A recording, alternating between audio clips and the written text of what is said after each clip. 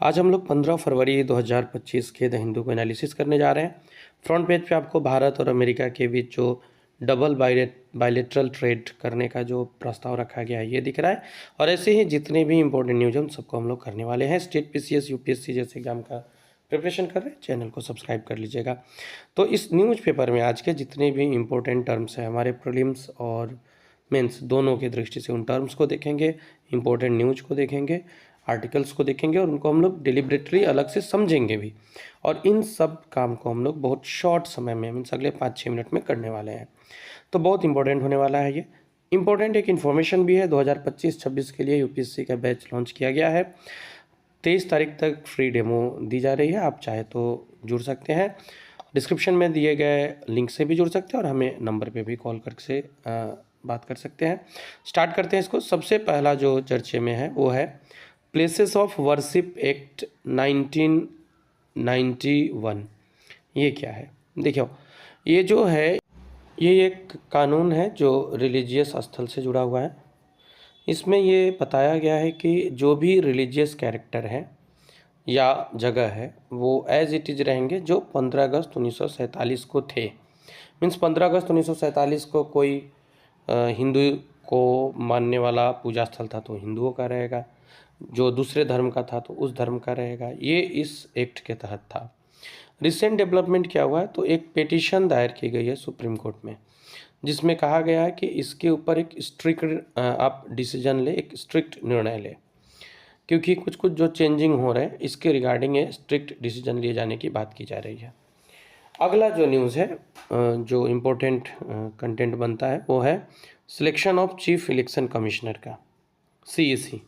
नया रूल क्या है, नया प्रोसेस जो है इसमें जो सिलेक्शन पैनल है, प्रधानमंत्री रहेंगे, लीडर ऑफ अपोजिशन यानी विपक्ष के नेता रहेंगे और एक यूनियन मिनिस्टर रहेंगे जो कि पहले सीजीआई रहते थे। तो ये चर्चा का विषय पिछली बार भी था, इसको आप याद रखिएगा। अब सीजीआई की जगह पे यूनियन मिनिस्टर को कर दिया गया है। जो फ्रंट पेज पे हम लोग को सबसे इम्पोर्टेंट न्यूज़ मिला था इंडिया यूएस ट्रेड के बारे में, आइए इसको समझते हैं। भारत अमेरिका व्यापार और स्ट्रैटेजिक रिलेशंस को लेकर के इसमें चर्चा किया गया है। मिशन 500 इसका नाम रखा गया है। यह है क्या, तो इसका उद्देश्य है भारत और अमेरिका के बीच जो व्यापार होता है वो $250 बिलियन का होता है, इसको दोगुना कर दिया जाएगा यानी कि $500 बिलियन कर दिया जाएगा 2030 तक। 2030 तक ये जो द्विपक्षीय व्यापार है इसे बढ़ाकर $500 बिलियन किए जाने का लक्ष्य रखा गया है। की सेक्टर्स क्या रहेगा, तो डिफेंस है, टेक्नोलॉजी है, एनर्जी है और इंफ्रास्ट्रक्चर है। ये वो महत्वपूर्ण क्षेत्र है जिसको लेके इनके बीच व्यापार होगी भारत और अमेरिका के बीच। ट्रेड को लेके कंसर्न क्या है, तो यूएस ने अभी हाल ही में इंडिया के ऊपर एक टैरिफ लगाया है जो कि अनफेयर है और हम लोग ये वेट भी कर रहे थे कि इस विषय में बातचीत होगी प्रधानमंत्री और अमेरिकन राष्ट्रपति के बीच। एनर्जी कोऑपरेशन क्या है, तो भारत जो है वो अमेरिकन ऑयल और गैस के इंपोर्ट्स को इंक्रीज करने के बारे में सोच रहा है। अब इसी कंटेक्स्ट में मैं एक और आपके साथ साझा करना चाहता हूँ, एक और इन्फॉर्मेशन जो है वो ये है ट्रस्ट इनिशिएटिव।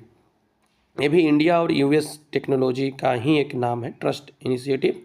जो पहले था आपको initiative on critical and emerging technology agreement, iCET, इसको ये रिप्लेस किया था ट्रस्ट ने। और ट्रस्ट करता क्या है, तो ये कोऑपरेशन को स्ट्रॉन्ग करता है इमर्जिंग टेक्नोलॉजी, जैसे कि आने वाली जो नवीनतम टेक्नोलॉजी है, फॉर एग्जांपल एआई है, सेमीकंडक्टर्स है, बायोटेक है, अंतरिक्ष है। तो इन सब विषयों पे जो पार्टनरशिप है भारत और अमेरिका का उसको स्ट्रॉन्ग करेगा।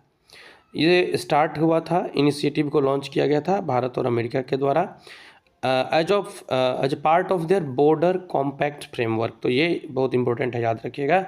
ये ब्रॉडर कॉम्पैक्ट फ्रेमवर्क के हिस्से के तहत किया गया था। तो ये इम्पोर्टेंट आपके लिए था एग्ज़ाम की दृष्टि से। कुछ हम लोग न्यूज़पेपर में देख लेते हैं, एक दो टर्म्स है जो यूपीएससी जनरली टर्म्स से जो क्वेश्चन बनाती है, वैसे कुछ टर्म्स को हम लोग देख लेते हैं। आप ये ट्रस्ट इनिशिएटिव याद रखेंगे। अभी भारत और अमेरिका का दौरा बहुत चर्चे में है और सभी एग्ज़ाम के लिए ये ज़रूरी होने वाला है, ठीक है।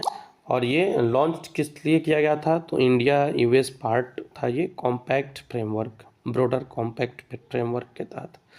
न्यूज़पेपर पे आते हैं और कुछ इंपॉर्टेंट न्यूज़ को देख लेते हैं हम लोग नीचे की ओर। तो जो न्यूज़ बनते थे वो तो हम लोगों ने कवर कर लिए हैं, जो भी इम्पोर्टेंट फैक्ट्स बनते थे। मैं आपको कुछ टर्म्स इसमें यूज्ड हुए हैं, ये तो हम लोगों ने चर्चा किया अभी। यूएस जो है डिफेंस के लिए जो भारत के साथ बात कर रहा है, ये as a part of energy. अच्छा, इसमें ना ट्रस्ट का फुल फॉर्म दिया गया है, यहाँ से आपको लिख सकते हैं, transforming the relationship utilising strategic technology. ये आप अपने डायरी में नोट डाउन कर लीजिएगा। अब एडिटोरियल में ये एक पार्ट है जिसको हम लोग देख लेते हैं, गार्जियंस ऑफ ग्रीन गोल्ड। अब इसमें जो टर्म है, एक तो कोंडा रेड्डी, ये याद रखिएगा।